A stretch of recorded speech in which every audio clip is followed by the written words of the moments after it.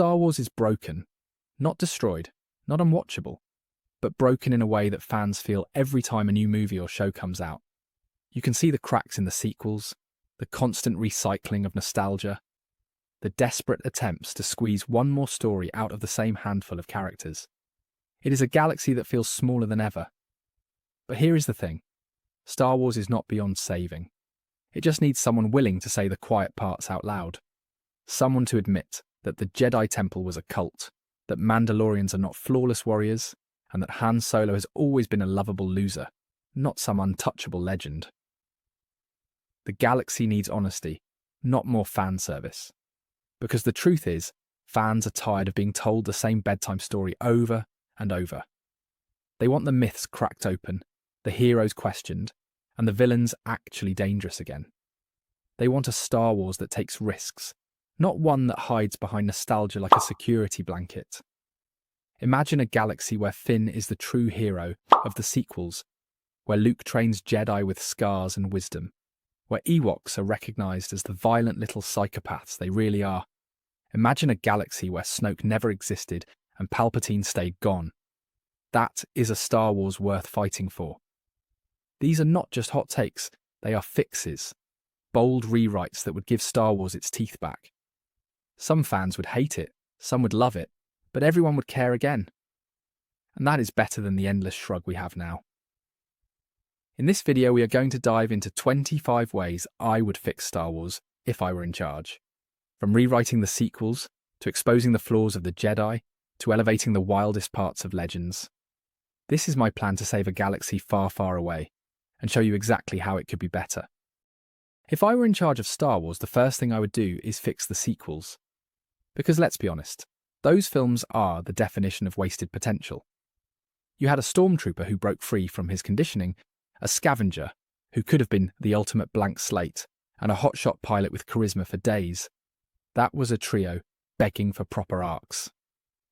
Instead, we got Rey as the accidental chosen one, Finn reduced to comic relief, and Poe shuffled into whatever role the writers needed that week. The first fix is simple. Make Finn the central figure. Let him be the one wrestling with identity, leadership, and the weight of what it means to fight against the system that created him. Then there's Luke Skywalker. The sequels turned him into a hermit who refused to help anyone, which might have been interesting if it was earned. But it wasn't. Luke should have been the reluctant mentor, scarred by failure but still carrying hope. Instead of hiding on an island milking space walruses, he should have been training the next generation and passing on lessons learned from both his victories and his mistakes. A Luke who admits his flaws but still fights would have been far more powerful. Kylo Ren also needed real depth beyond teenage tantrums. His entire character was modelled as a Vader wannabe, which is fine as a starting point, but he should have evolved into something scarier. Imagine if he had leaned into being the galaxy's first truly modern Sith, unchained from old traditions and obsessed with rewriting the rulebook. That would have made him dangerous, not just moody.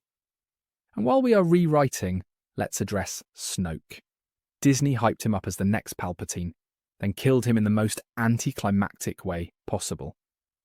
If I were running things, Snoke would not even exist.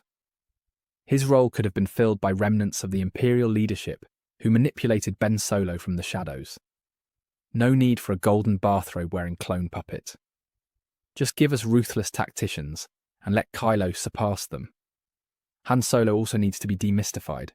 The sequels treated him like some legendary hero, when in reality he was always a grifter who got lucky. His charm was that he wasn't a flawless warrior, but a guy who stumbled into greatness.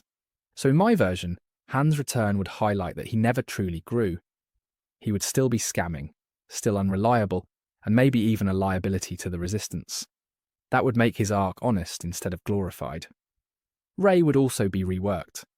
Not as a Palpatine or a Skywalker, but as just a nobody who became somebody through choice, not bloodline. Her journey should have been about proving that legacy is not destiny. By making her special only because of family ties, Disney undercut the most powerful message Star Wars could have delivered. In my version, Rey becomes important because she chooses to stand up, not because her grandfather was a wrinkly old Sith. Another change would be how the Resistance is portrayed. They were written as underdogs to the point of incompetence. In my take, they would actually be organised, with strategy and purpose. Think of the Rebel Alliance in the original trilogy, but evolved, sharper, and capable of making hard calls. No more running on fumes, just a force that truly challenges the First Order. Speaking of the First Order, they never made sense. A random superpower rising from the ashes of the Empire with no explanation. Instead, it should have been a fractured galaxy, with Imperial remnants controlling pockets of space, warlords fighting for dominance, and the Resistance trying to unify the chaos. That would have given us dynamic conflicts instead of another copy-paste Empire versus Rebels. Now let's talk about the Jedi Order, because if I were in charge, the Jedi would finally be exposed for what they were. A cult. The films dance around it, but Legends and the Clone Wars made it obvious. They took children from their families, indoctrinated them into a rigid code, and trained them to fight wars in the name of peace. If that isn't cult behaviour, I don't know what is. The Jedi Temple wasn't a school, it was a compound.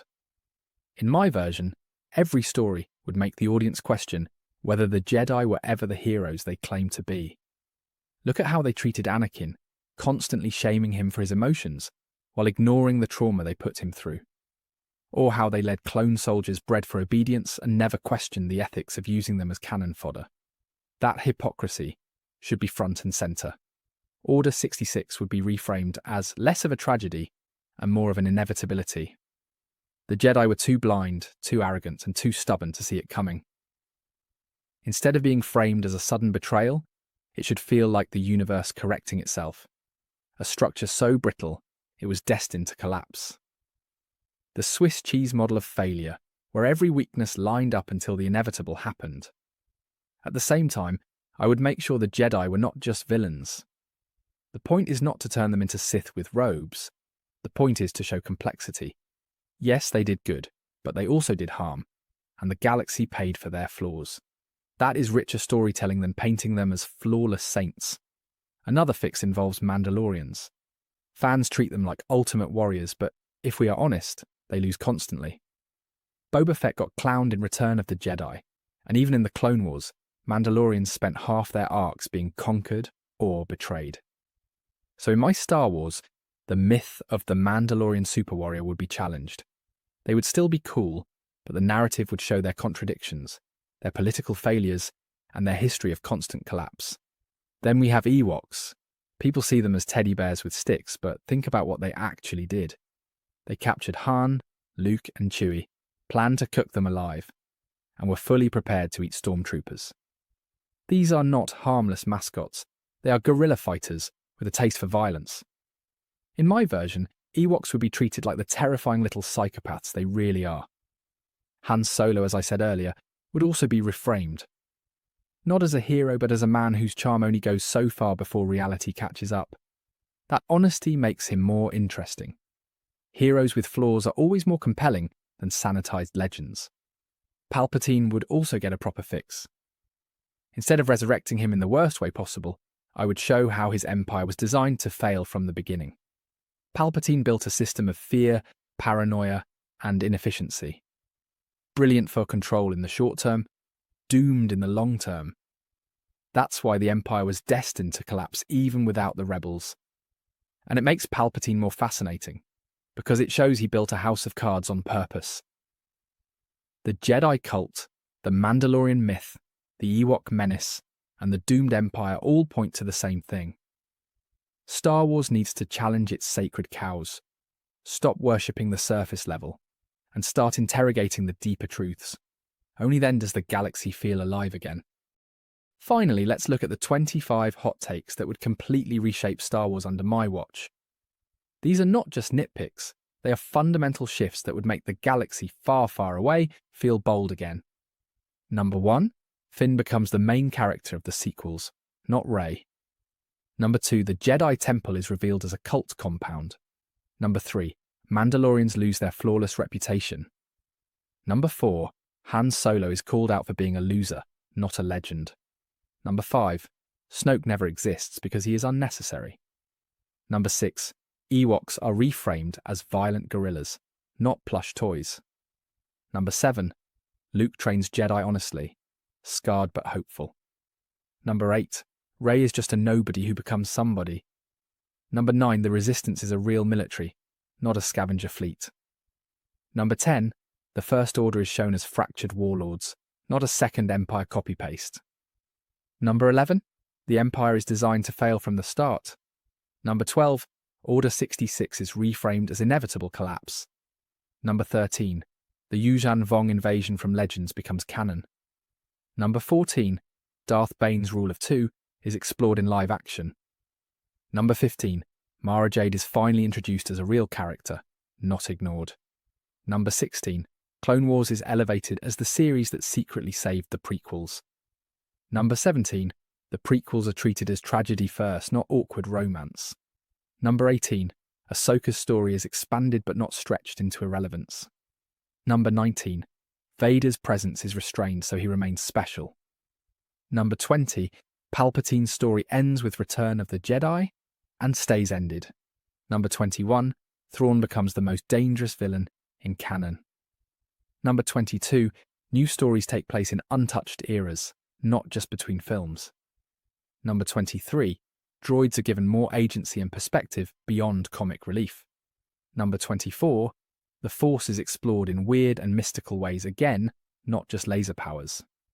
And number 25. Star Wars commits to bold experimentation instead of recycling nostalgia. Each of these changes isn't about disrespecting the past.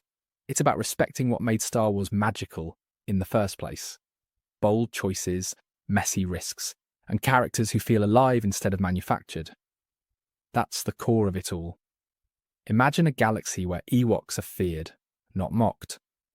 Where the Jedi are questioned, not worshipped. Where Luke gets to be the man we always wanted him to be, and Finn is finally given the story he deserved.